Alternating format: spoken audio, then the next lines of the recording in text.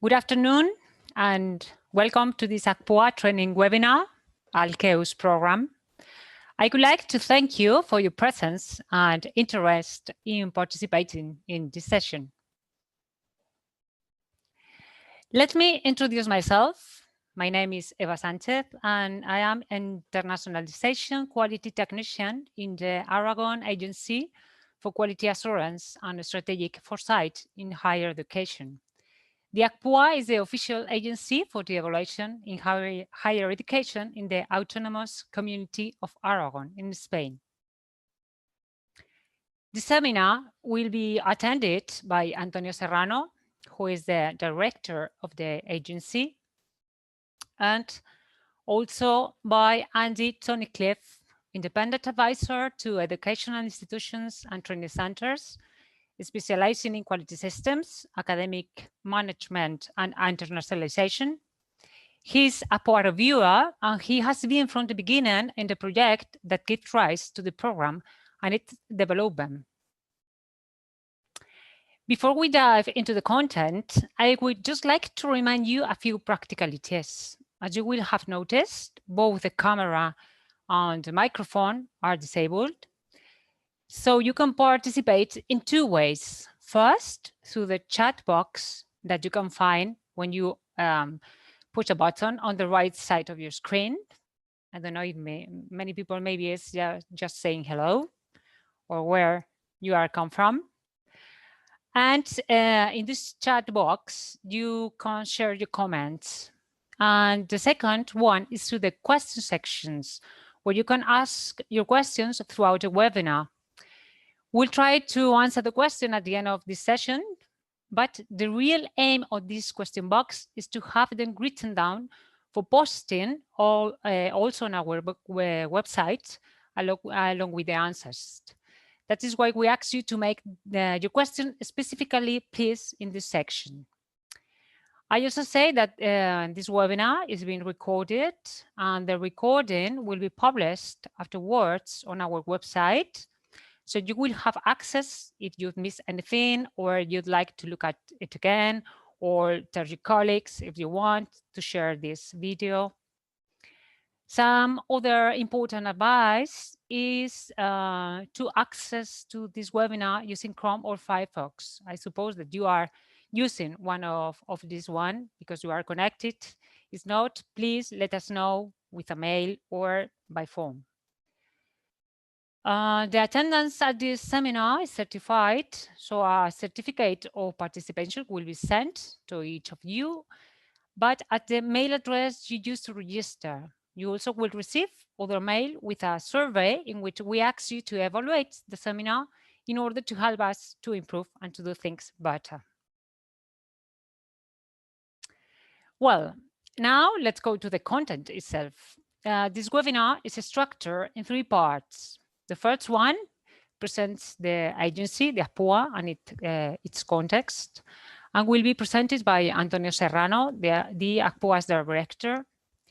The second one, the second part, a more technical one, will deal with the procedures of the Alcaeus program, and that's the part that I will present.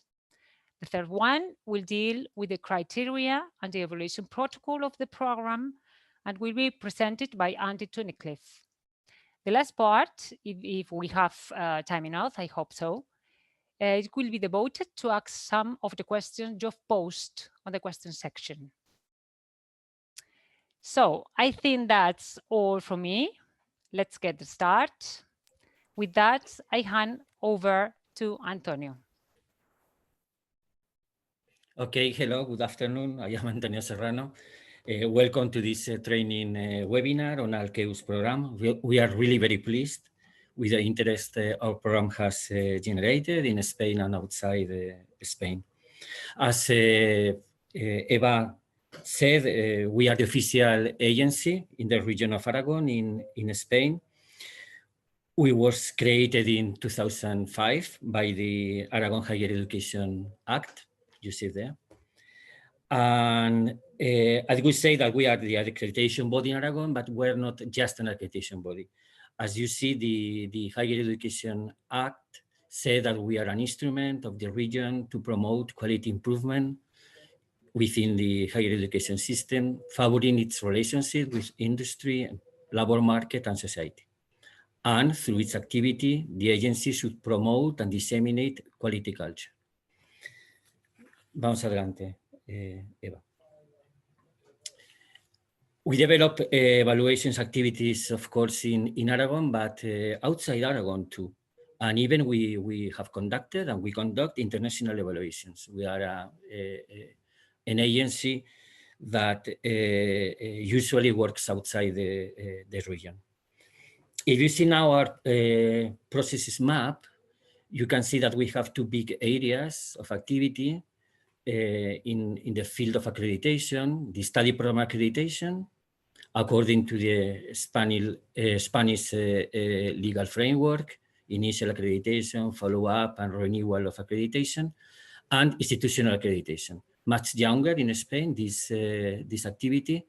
And as you can see, Alcaeus, this new program, is inside the institutional accreditation activities in Spain. Social dimension of quality in the ACPUA is, I could say, a hallmark of ACPUA. We try to develop the social dimension from the first moment.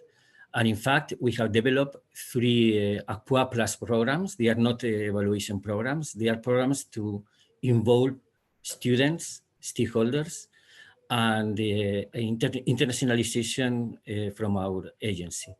I would say that Alcaeus program is a kind of, or is at the intersection of these 3 programs. Adelante. And besides, in the new developments by the new strategic plan from ACPUA, we are starting 2 new ACPUA programs, Excellence for Strategic Evaluations, and ACPUA Quality and Diversity. Adelante. As said before, Alcaeus program is connected to the institutional accreditation in Spain. And we think that once accredited institutions and centers, because in Spain the legal model is at center level, not at institutional level still, we think that Alcaeus program must be connected and must be first applied of mandatory basis to accredited centers. Adelante. So the new strategic plan from ACPUA has 7 strategic lines, and there is one specific only for the development of the social dimension of quality, sustainable development goals, the 2030 agenda, and gender perspective. That is the strategic line number 5. Adelante. Alcaeus and this evaluation about the commitment of institutions with the sustainable development goals is an opportunity. This opportunity is born from an international project. The title, Making Connections Between the Institutional Evaluation and the Sustainable Development Goals, Empowering Stakeholders for Quality Enhancement. It was an international project granted by INCUAGE, a capacity building project, in partnership with ACPUA, the agency from Andorra. And I would like to thank very much ACPUA for its leadership during this project. Adelante. Here you have more information about this project that is on the base of our Alcaeus program. Adelante. One of the main issues, and I think of the add values of this INCUAGE project, was the commitment of stakeholders. In fact, it was very useful for us, this project, because we could proceed to a mapping of stakeholders in Aragon, in our region. We interconnected with them, we interact with them, and they were, of course, institutions, university community. I think that this community aspect is very important. there were students engaged inside this project, potential employers, of course, decision-making bodies, national and regional governments, the agencies, ACPUA from Andorra side and ACPUA from Aragon side, and experts in sustainability and education. Adelante. We developed many activities and forums and events, as you can see in this slide. Adelante. And especially we had this alliance with stakeholders that came from a large number of initiatives that besides the INCUAGE project, we have developed since 2016. Living the Sustainable Development Goals, very close to the universities in Aragon, implementation of green campus initiatives, carbon footprint, attention to diversity, accessible campus, and so on. And also training made by the university and training made in cooperation from the universities with universities and the ACPUA and the agency. Final projects oriented towards these Sustainable Development Goals, voluntary projects, and so on. Our strong points is this commitment from universities, students, teaching and non-teaching staff, and external stakeholders. Adelante, Eva. IALANS, this number 16, Sustainable Development Goals, is the spirit of this project and in the birth, inside the birth of Alcaeus. Alliance with you, experts, we would like to all participants, attendants to this webinar. We would like to create a bank of evaluators committed to sustainability and, of course, working together with other agencies and institutions outside Aragon. Adelante, Eva. Yo creo que esta la puedes saltar también. Then, after this experience, we had this question: are the quality agencies in a position to implement and include actions inspiring the Sustainable Development Goals in a transversal way today? And the answer is yes. And we are just here to evaluate this point. We are not starting from scratch. We were working hard in the last years. Adelante. We meet together in the Pyrenees, in the Aragon Pyrenees, where we introduce our Alcaeus program to our colleagues from other Spanish agencies and experts. We have invited REACU, this is the Spanish network for agencies in quality assurance, to participate in this event. Here you see some pictures. And I will finish this very, very short introduction with the next steps. This is the agenda for the next year. First of all, we start at this very moment a pilot evaluation with 2 accredited centers in Aragon, as you will see. We'll finish this pilot evaluation in March next year. That's a very important meta-evaluation to receive feedback from participants and stakeholders and to proceed with this meta-evaluation in April. And we would like to present the first results in a webinar with other quality assurance agencies, institutional and experts in May 2021. I would like so much that this webinar could be a seminar in person. In May, June can be hot in Zaragoza, and then if could be on person, we'll organize this webinar again in the Pyrenees where there is a fresh air and will be very comfortable, and we will invite every one of you. And I'm finished. Now really it comes the training webinar. Thank you very much and season's greetings.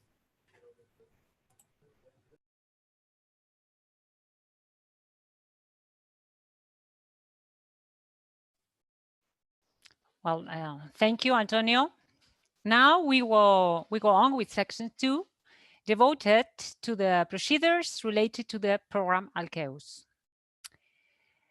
As Antonio has just explained, the program Alcaeus arises from the participation in the project, making connections between the institutional evaluation and the sustainable development goals carried out during the year 2017 and 2018, and the International Network for Quality Assurance Agencies in Higher Education, in QUAHI, awarded one of its capacity building projects for the joint development of the project with the Agencia de Calidad del Enseñamiento Superior de Andorra, ACPUA, as coordinator, and the involvement of the main stakeholders in higher education and sustainability in Andorra and Aragon. The main objective of this project was to align quality assurance in higher education with the SDGs, as the results were reported in the document Proposal for Indicators for the Integration of SDGs in Institutional Evaluation. If you wish, if you want, you can get this document on our website and also on the ACPUA's web. Once the project has been completed and through a process of reflection, the ACPUA considers that our higher education system is already underway, but that we should first measure the degree of commitment with the SDGs as a previous step before measuring the degree of achievement of the SDGs. That's the reason why we adapted the document of indicators, the proposals one, taking into account first what we considered important for our purpose. As you could realize on these slides you are now seeing, both documents are quite similar. Well, but what is really Alcaeus? Well, Alcaeus is an international evaluation protocol that measures the degree of commitment of programs and centers to the SDGs. It's a voluntary evaluation for faculties, schools, for centers, and for research institutes with a certificate of implementation of an internal quality assurance system. Of course, the program is not only for the Aragon or Spanish higher education system, but is designed at an international level. In fact, the program has aroused the interest of different sectors, such as ENQUA or the CASPER project on gender equality. In summary, the main objective is to give visibility to the effort that the higher education institutions are making in the fulfillment of the SDGs in the 2030 agenda of the United Nations Organization. What is the periodicity and scope of this program?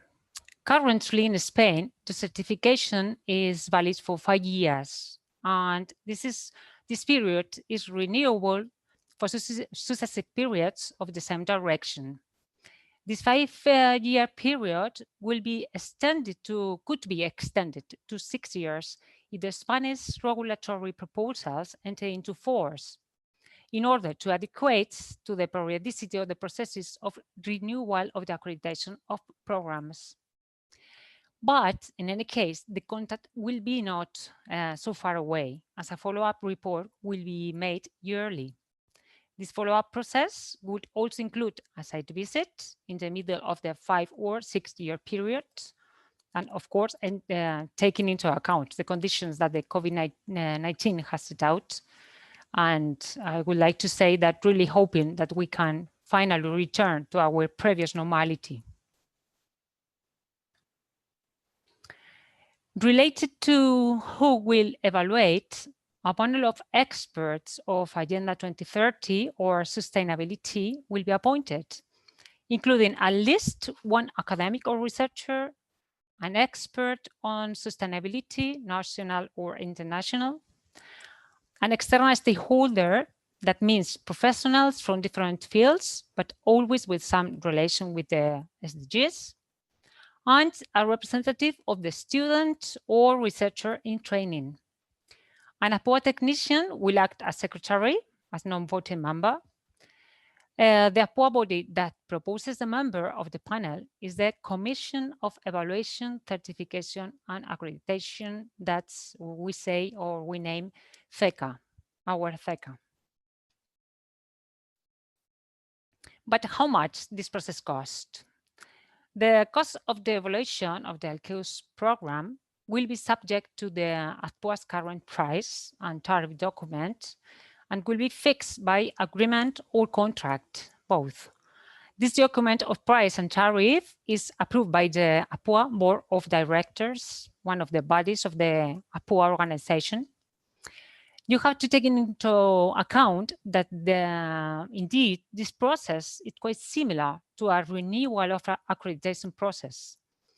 In any case, except for living expenses, the program is free of charge for centers of universities of the Aragon higher education system. Who is Alcaeus aimed at? As I said, Alcaeus is a voluntary program for national, but also international faculties, schools, centers, and research institutes, but with a certificate of implementation of an international quality assurance system, an ICAS, such as ISO 9000 or the European Foundation Quality Management, the EFQA model, or here in Spain, ACPUA has our own program, PACE, but also ANECA with audit. And this is the requirement of this program. How to request? Well, the first step is to send an application according to Annex 2 on the framework document. This document is on our website. At this very moment, it's in Spanish, but it will be also in English. Also, a certification of the ICAS with the documentation related to it. That means the documentation created by the ICAS. And also a self-report according to Annex 1 of this framework document with all the evidence for each of the criteria. As we have seen before, the evaluation panels are appointed on the basis of a proposal from the ACPUA Commission of Evaluation, Certification and Accreditation, the above mentioned CECA. There is one essential requirement, which is to be registered in our pool of reviewers. So if you're interested in being part of the ACPUA panels, not only for Alcaeus program, but also for other ACPUA processes, we invite you to register. The access to the pool of reviewers is available on our website under the evaluation tab. You have to look for the tab evaluation, and there you have all the procedure well explained. The CECA makes the appointments on the basis of the curriculum selection. The proposed reviewers will receive training not only on this program itself, but also on the collaborative working platforms that we normally use in the agency, as Trello and Zoom we are using right now. Alcaeus assessment process is quite similar to others that ACPUA performs and is structured in 5 steps. The first steps consist on an initial evaluation to check the documentation provided by the centers. This initial evaluation also allows the panel to ask for some extra information or clarification if necessary. The second step is a site visit to the center to meet different stakeholders, to check the content of the staff report, to ask again for extra information, or to verify that all statements in the report are applied, and also to have the opportunity to collect new evidences that maybe could not have been included in the self-report. Currently, as you know, and because of the COVID-19, we're making these site visits virtually with the platform Zoom. The third step after the visit, it is made a site visit report, which is sent to the ACPUA's Institutions Evaluation Committee, what we say name SEC. The SEC prepares the proposal of report that will be sent to the center. Fourth step, once the center has received the report of the SEC, There's a period of 20 days for allegations so that the center can provide a response. And finally, the fifth step, the claims received are studied by the SEC, which may ask the assessment panel to evaluate them. Finally, the SEC issues the final report and the certificate of the center. The certificate includes the level at which the center is in relation to the degree of commitment of the SDGs. It's important to highlight that even if the level obtained in margin is 0, the certificate and the report will always be written in positive terms. Let us not forget that the program measures the degree of commitment and not the implementation of the SDGs. In relation to the development of the program, the FECA, the Commission of Evaluation, Certification and Accreditation of the ACPUA, made first the revision of the first proposal. Then the contributions for universities were taken into account. And at the moment, the pilot program is being implemented in the SUA. SUA means Aragon University System. Well, as I have said, right now the pilot program is carried out with centers of the Aragon higher education system, but one condition. Both centers has the institutional accreditation has requirements. What institutional accreditation means? It is an alternative to the module for accreditation of official university qualification. It is regulated by the Spanish Royal Decree 420 of the year 2015, which established the center's institutional accreditation as an alternative to the model for accreditation. That's the reason why the first applications are from educational centers, specifically 2 centers from the University of Zaragoza are participating in this pilot evaluation, the Escuela Técnica Superior de Huesca and the Escuela de Ingeniería y Arquitectura, EINA. Both centers fulfill these requirements set out in the application. The panel has already reviewed the set report submitted by the Escuela Politécnica Superior de Huesca, and on Thursday, just the day after tomorrow, the online visit will take place according to the online visit protocol designed and approved by the ACPUA. So as you can see, this program is really born and quite new. Which are the benefits of the Alcaeus certification? Well, we try to provide a framework that allows the integration of the center strategies with Agenda 2030.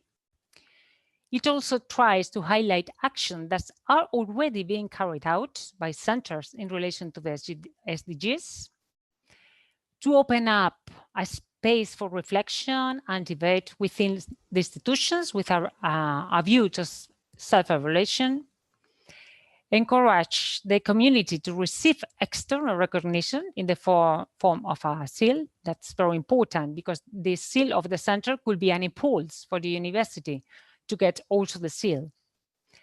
The future of the program will be Alcaeus Plus, devoted to measure the degree of compliance, in this case of compliance with the SDGs. With this, I conclude my speech and give over to Andy Tuniclive, who will go into the detail of the criteria so you can deep into the information. So please, Andy,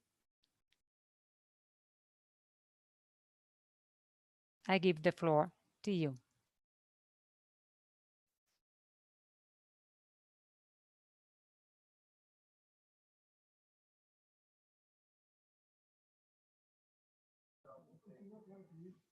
Andy, we need you open your microphone, please, and your camera.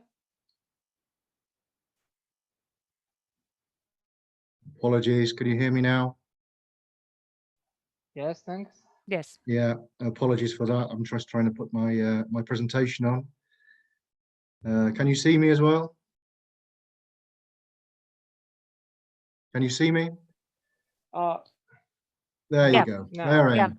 Apologies for that. I was just trying to change the presentation.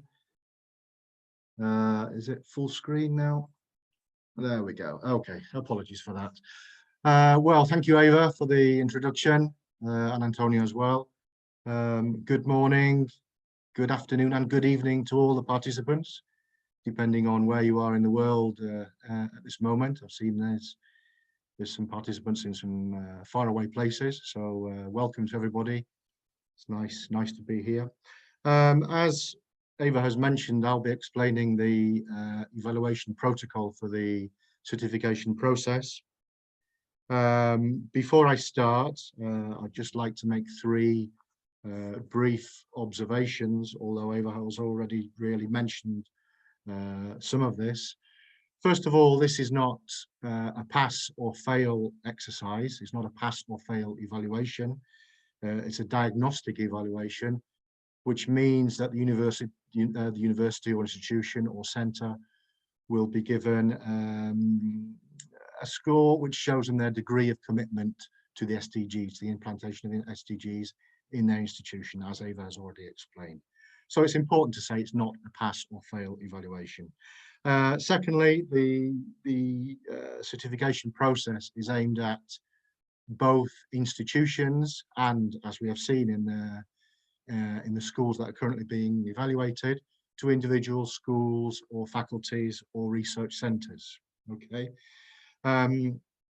During this presentation, I will use the term centre to refer to these teaching and learning centres or research centres, okay, as opposed to institution, as we think most units that will be applying for certification will be faculties or schools or research centres. So we'll be using the term centre.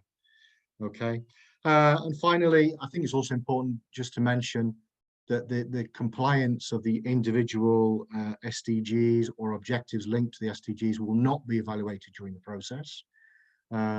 It's an evaluation of the institution's commitment and general overall approach to the SDGs in their institution. Okay, there's no individual evaluation of compliance of objectives.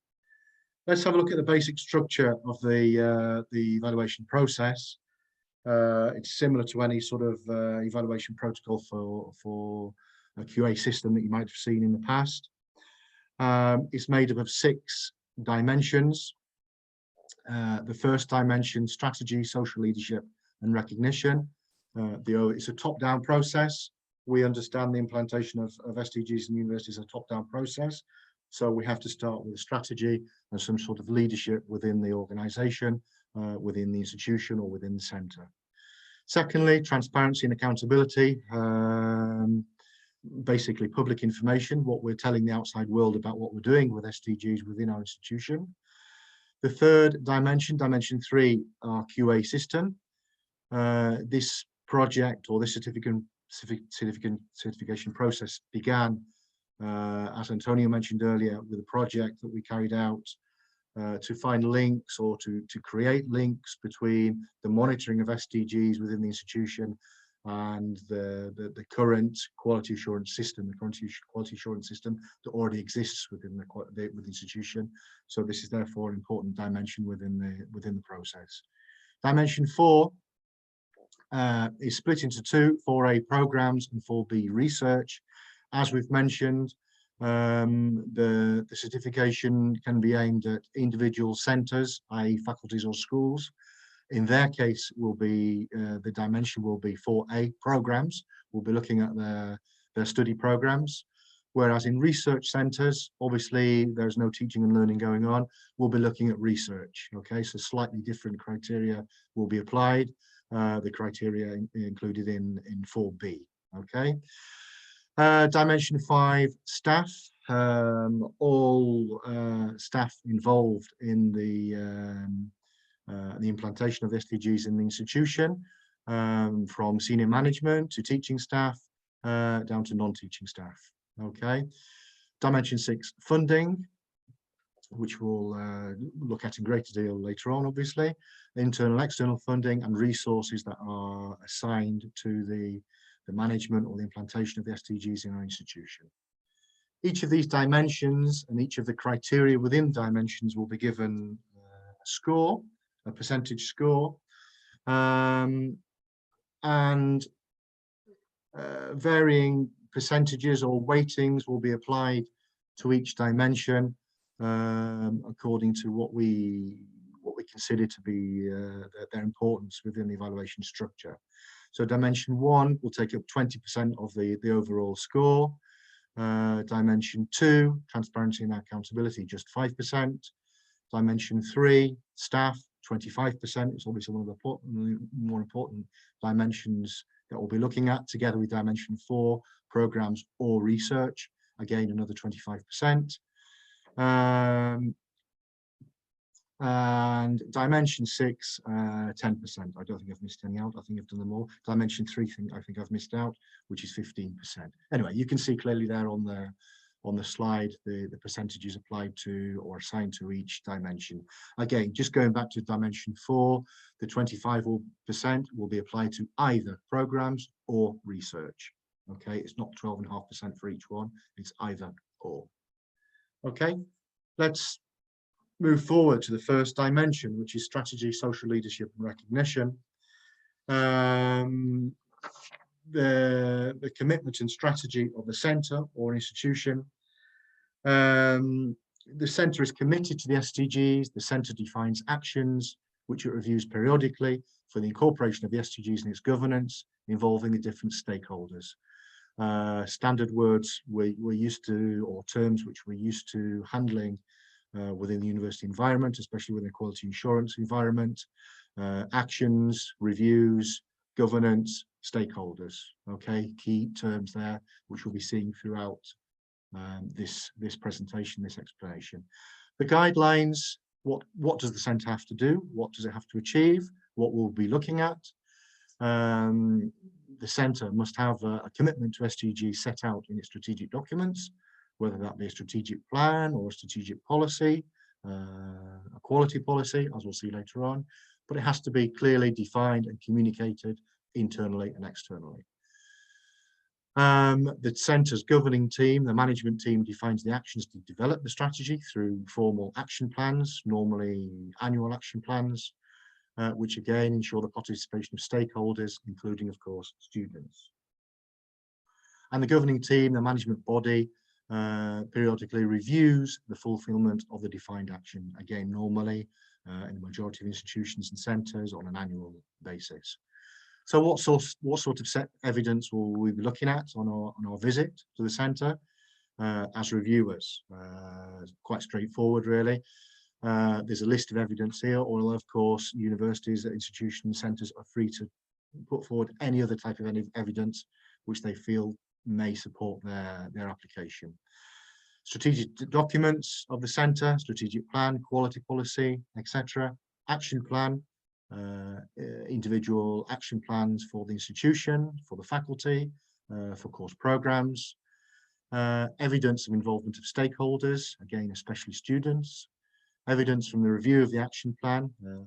If we're on a one-year cycle, well, at the end of that 1 year, how do we review that action plan? How do we review the compliance of the objectives we set out to meet? So let's see some documented evidence of that review process. And we're beginning to see here now something about communication, external communication, which we'll look into in more depth later on. The commitment to the SDGs on the university website, on the email footer, international profiles, promotional material, etc. Let the outside world know what we're doing and what we're doing as leadership of the institution. The visit, clearly we'll be talking here to the centre's management or the faculty's management, and also checking with different stakeholders just to find out what their degree of participation is with the strategy. Okay, in the long term, the university should not only be just mentioning or including the SDGs in their governance, in the way that they govern the university, but also align their model of governance to the essence of the SDGs. So we're looking at obviously move forward from simply just putting SDGs into documents being based around SDGs. Partnerships. essential here. What we want to know really, first of all, is if the institution has developed a policy to work together with external partners in shared interests and goals around the development of the SDGs. So first of all, the commitment to establishing those strategic alliances through procedures, through protocols. And then, of course, the centre must have partnerships or strategic alliances. For example, a jointly funded project, a working or expert group, organisation of a local, regional, national or international meetings, voluntary opportunities for staff, voluntary opportunities for students. Of course, there are literally hundreds of different things we could looking at here to evaluate this guideline. And again, the centre will be monitoring these specific actions. This again goes back to the review process, the internal review process. The centre will be reviewing the actions they've carried out, and of course evaluating their impact, the impact they've had on the institution, and of course on the external world. The evidence we'll be looking at, very similar to what we saw in the previous point: strategic documents, action plans, evidence of involvement of stakeholders, evidence from the review of the action plan, of course evidence of these actions that have been carried out through strategic alliances. And the visit, again, speaking with management teams and stakeholders who have been involved or in building partnerships or involved in carrying out partnerships or projects with partners. Internal and external recognition. The practices carried out in the implementation of the SDGs are distinguished through internal and external recognition. The institution or centre needs to get its internal stakeholders on board to get involved both in developing activities and projects, as well as actually participating in the activities and projects that are offered by the centre. So it's therefore important to motivate, promote participation in projects. It would be interesting to see some sort of international recognition procedure, some sort of certification, internal certification, informal, formal recognition procedure within the institution. And of course, if the institution has any external recognition or certificates, then they're free to present those during the certification process. During the visit, we'll be looking at how these recognition procedures and certificates work, if there is an internal recognition procedure in place, and if internal stakeholders, staff and students mainly, if they know about how these recognition procedures work, what they have to do to receive certain types of recognition. So a summary of this first dimension, as we explained earlier, the whole system is based on a scoring system. So you have here on the table the different scores applied to each guideline, to each criterion, and to each dimension. We've already mentioned that the dimension 1, strategy partnerships, has 20% of the overall score. So this is then broken down into criteria and the guidelines. Okay, let's move forward. Dimension 2, transparency and accountability, public information, of course. I think as higher education institutions, we're all fully aware of our commitment to external communication and transparency and to accountability. So this is nothing new to us. The type of mechanisms, the type of communication channels that we'll be using are already in place. We're just communicating a different type of information. So I think it's pretty straightforward for most institutions. The centre publishes all information concerning the implementation of SDGs. The centre makes adequate dissemination of information, and the centre also includes information on the actions that are being carried out with regards to SDGs, information on strategy and information on the actions being carried out. The evidence, obviously, was information that's been published through different channels, and the visit we can check with internal stakeholders again, with staff who are involved in external communication, with students to find out what sort of information they've received, to judge as well the degree of usefulness or adequacy of this information.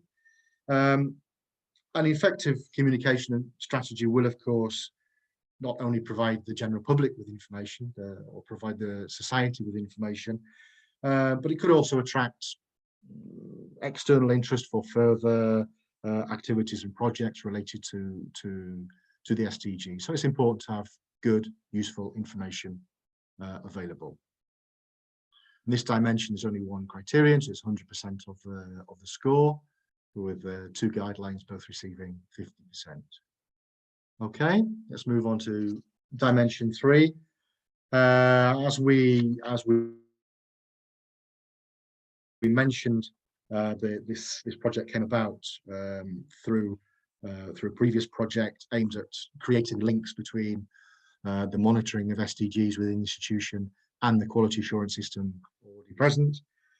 So it's important that an evaluation of the QA system is involved or is included in this evaluation process. Okay, so we can see the level of interconnection between the SDG management and the quality assurance system itself.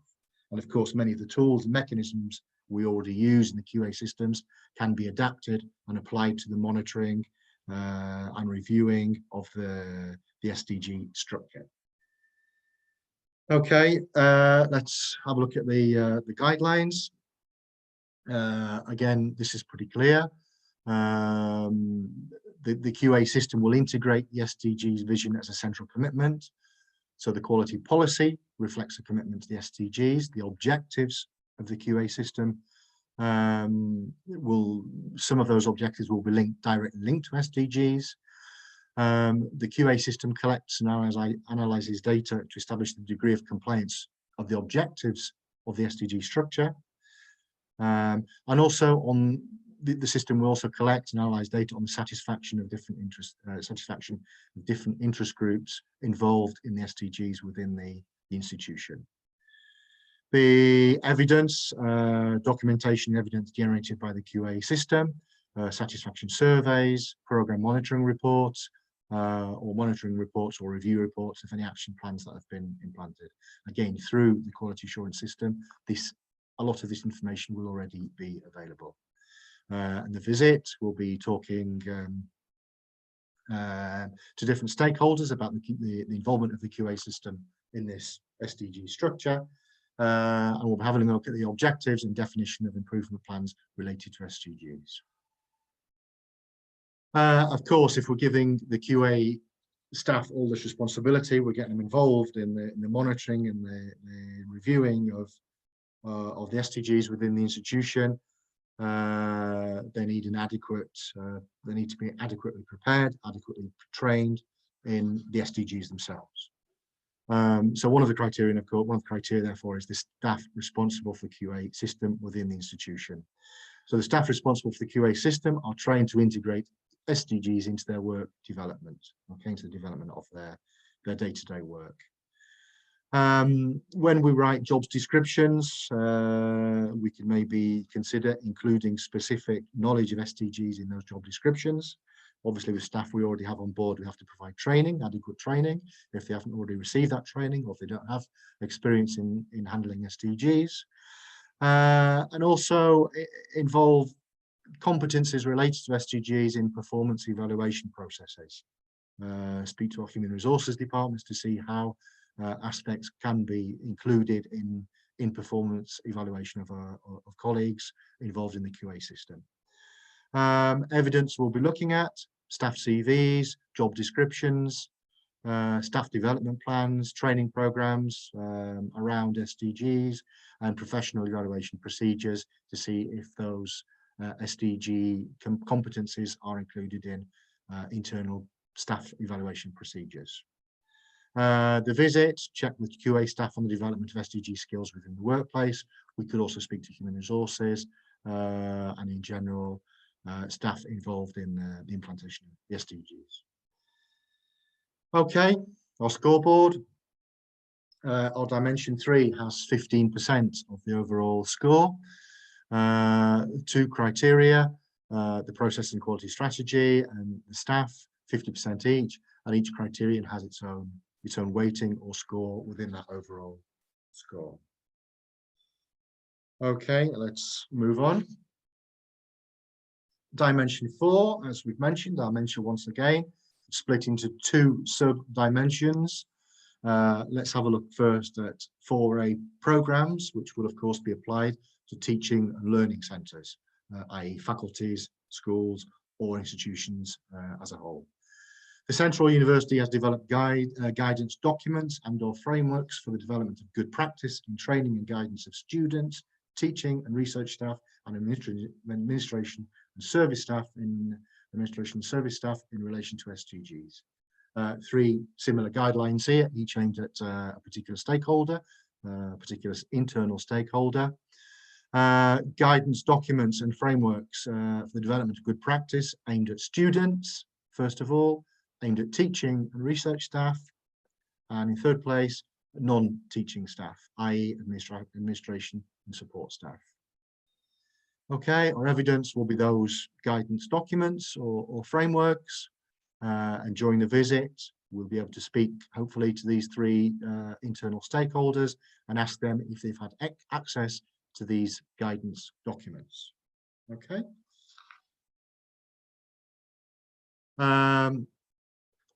Moving on to programs themselves, first of all, competencies. We're now, of course, on our core activities, teaching and learning being the first. So competencies related to SDGs within our teaching and our teaching programs, our learning programs. Whether our student-centered learning programs allow students to acquire a global knowledge and develop skills in relation to SDGs. What type of skills, what type of competencies are we looking for? Key skills, transversal competencies, and specific competencies related to SDGs, approached from a program level and included in program description documents, maybe in only one subject, maybe across all subjects, maybe in a group of subjects in a particular model, depending on the nature of the degree program. But of course, we want to see evidence of the possible development of these key and specific competencies across the course program.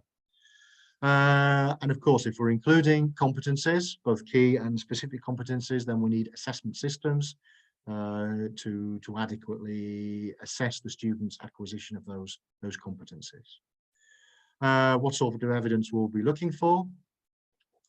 Reports of verification of degree, undergraduate degree, master's degree, and post and doctorate programs, to see how these competencies have been integrated into the courses, how they're approached by the degree program.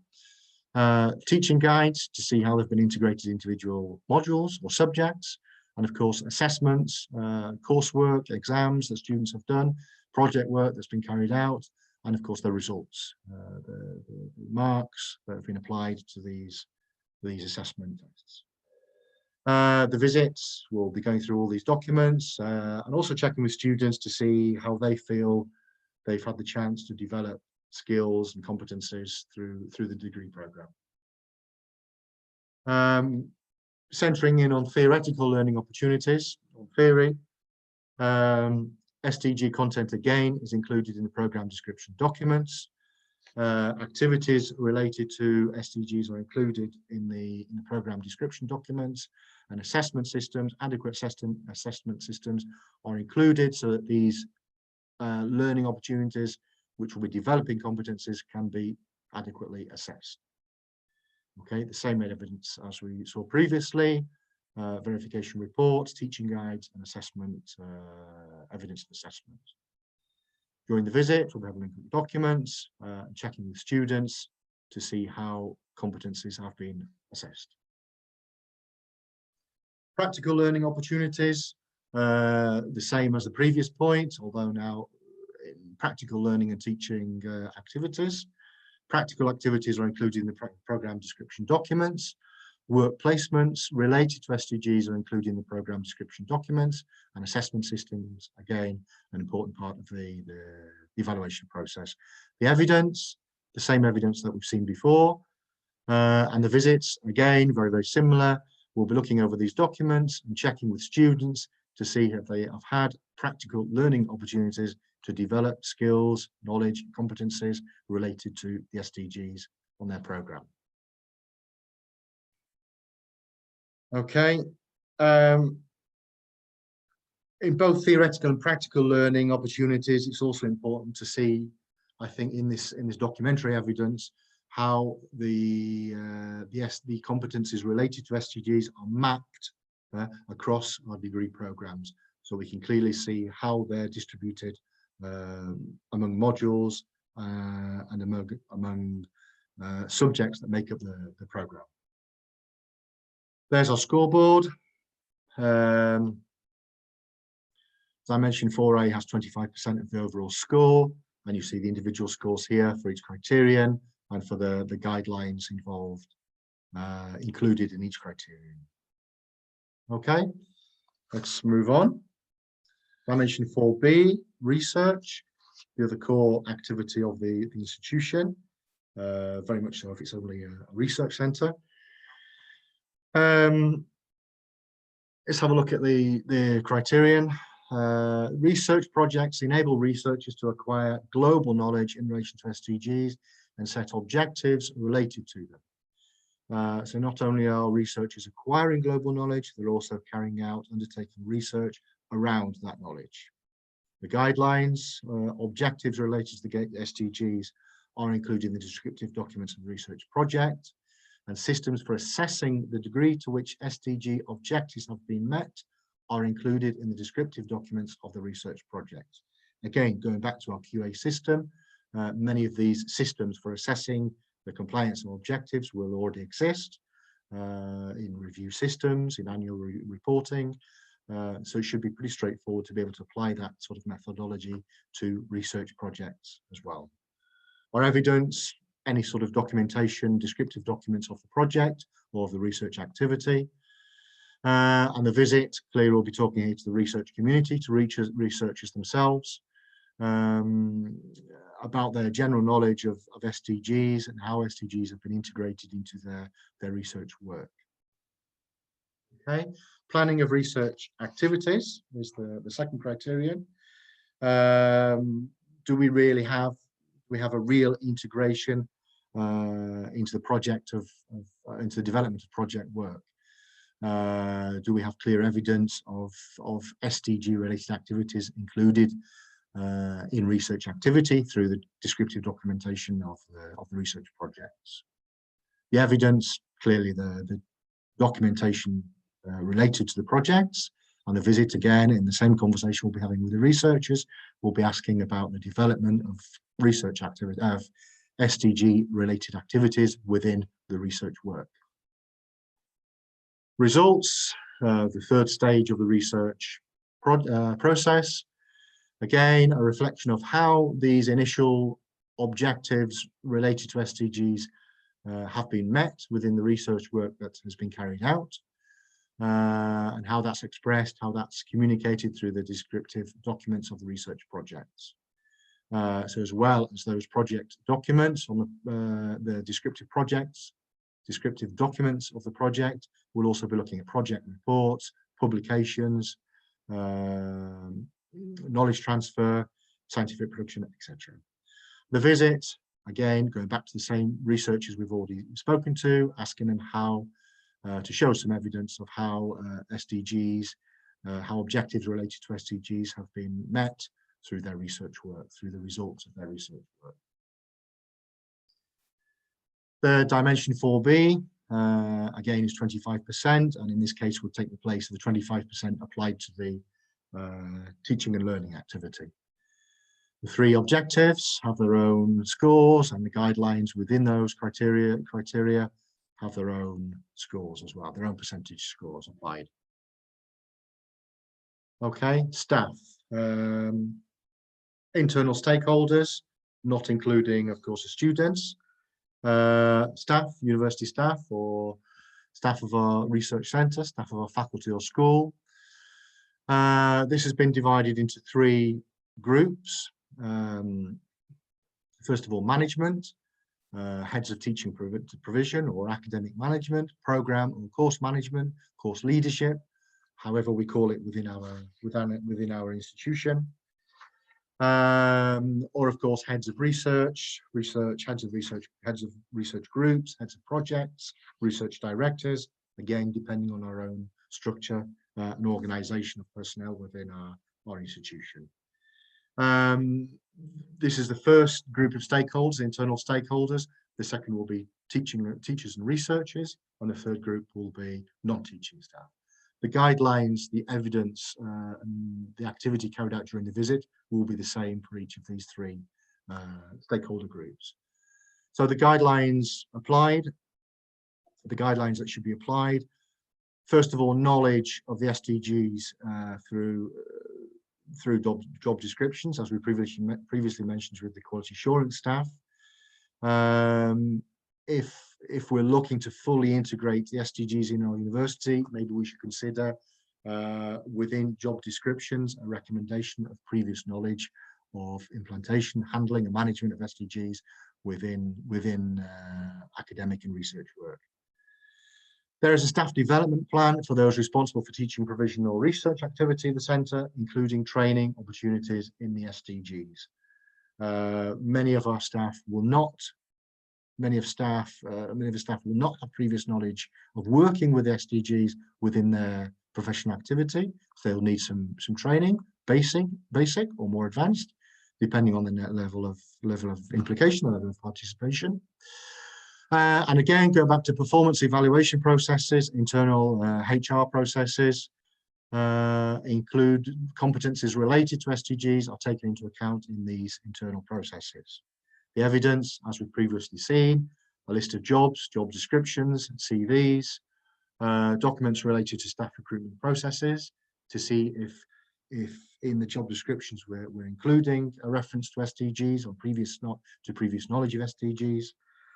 And also information on professional evaluation processes, again, as we've previously mentioned.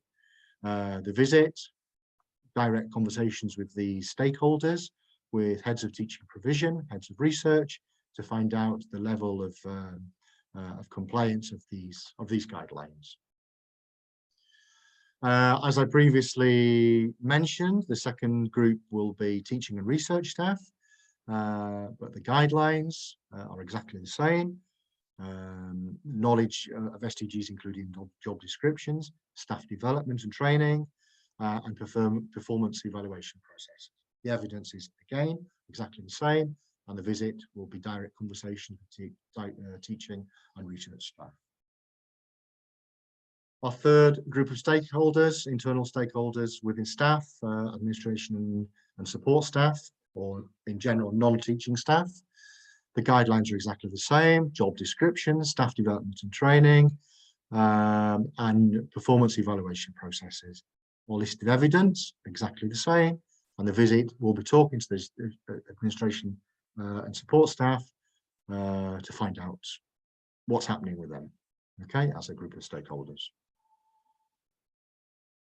Each of the three groups of stakeholders have a similar weighting, have the same weighting within the overall score for the dimension. We consider each of those three stakeholder groups to have the same importance, the same level of importance, degree of importance, so that each have the same score. And then each guideline will have its individual weighting within each criterion. Let's quickly move forward. Our final dimension is funding. As of course any of our bosses will tell us, well, how are we going to do this if we haven't got any funding? Where do you want me to find money to do all this that we want to do? So the institution has to have, obviously, a commitment to funding resources, to funding projects, to funding activities, to funding all this training we've been talking about. Funding, which of course can be internal or external. In terms of external funding, there are external funding opportunities available from different sources. The university or institution or centre should be actively seeking to obtain external funding from any types of external sources. related to SDG related activities or initiatives. And on an internal level, the centre, the school, the institution should have a specific budget, nothing to do with external funding, a specific internal budget, a specific section of its internal budget for SDG related initiatives.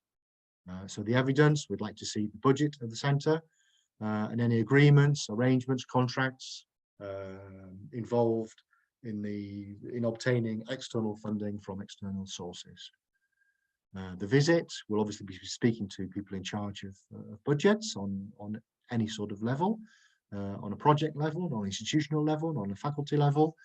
People are involved in budgets for them to explain to us how funding is made available for SDG related initiatives and the SDG structure of the institution in general.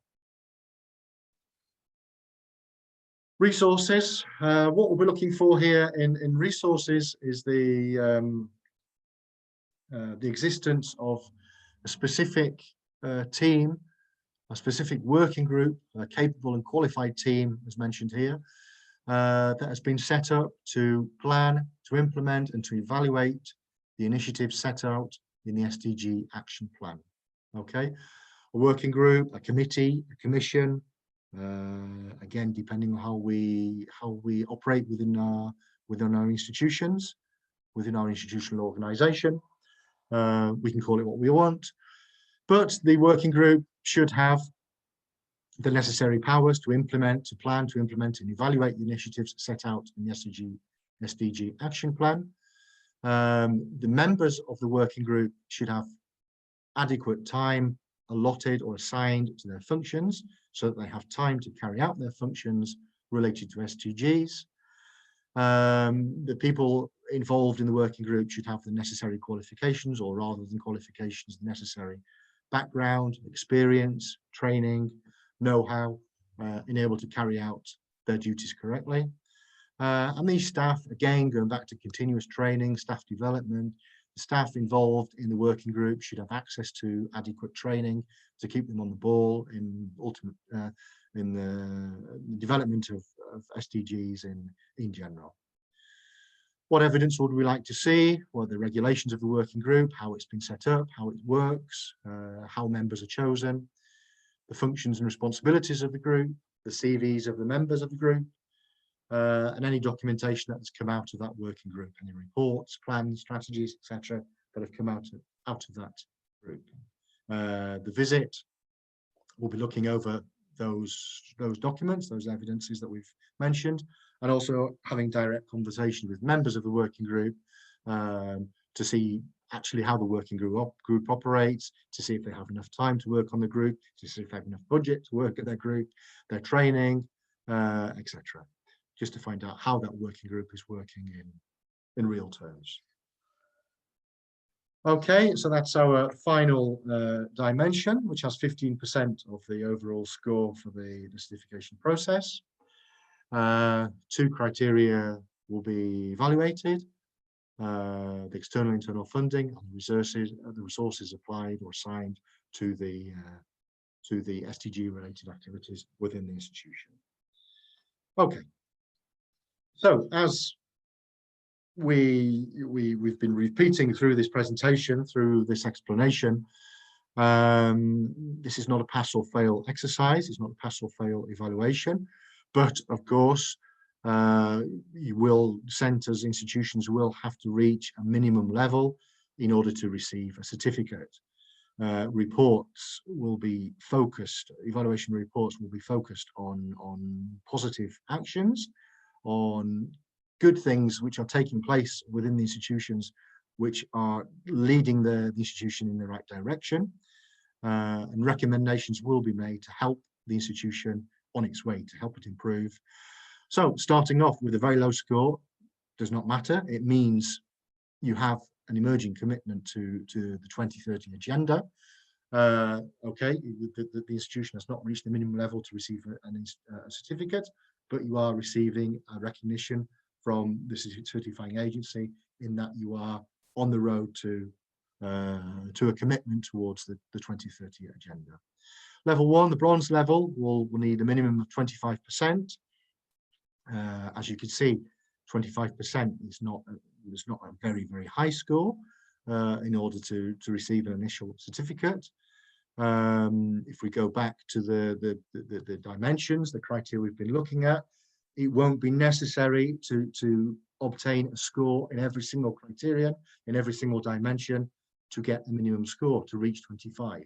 So institutions can reach that 25% quite easily. With 25%, we get a bronze level certificate. We're en route to 2030 agenda. Our silver level, the second level, 50 to 74%. Now the institution obviously is showing a strong commitment to the 2030 agenda. It's moved on to the next level. And maybe with a bit of luck in the future, a bit of luck and hard work in the future, it can reach level 3, the gold level, 75 to 100%, which we now consider to be a flagship or an international reference center in terms of integration of SDGs in institutional activity. Okay, this the previous slide is showing the levels applied to the individual centers, individual teaching and learning centers or research centers. In terms of the university itself, if the university has various centers which have applied for certification, then the university itself can receive its own score. Okay, again, this will be lower than the scores received by the individual centers, the individual centers, because it will be the average, the mean of those scores, divided by the total number of centers, schools, faculties that make up the universities. Not only those centers that have applied for certification, but all the centers of the university. Okay, otherwise the university would not receive a fair score in terms of its overall vision and application of the SDGs within the institution. The levels are exactly the same. Okay, this time, every time within the university structure, if a teaching and learning center or research center receives a certification, then the overall score for the university will be recalculated to reflect that new score being awarded. Okay, the certification, as Eva, I think, mentioned earlier, will have a duration of 5 years, although there will be an annual reporting and follow-up monitoring process, and it will be renewable after that 5-year process, after that 5-year period. Okay, the university or the institution can apply once again for the certification, and will hopefully be able to move up a level within the certification structure.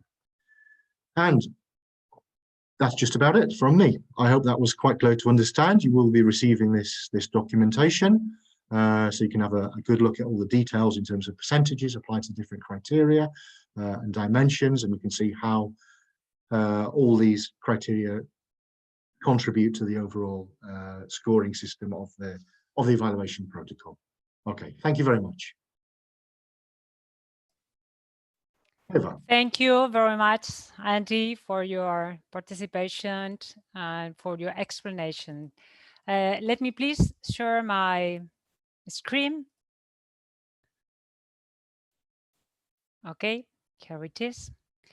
So we have reached the end of part 3.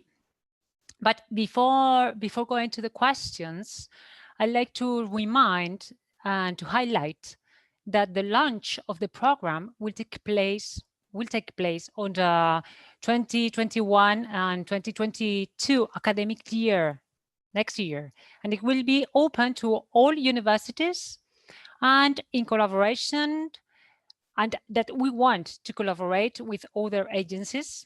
We'd like the agencies also to participate on our meta evaluation processes, on the outcomes, in order to launch the final program.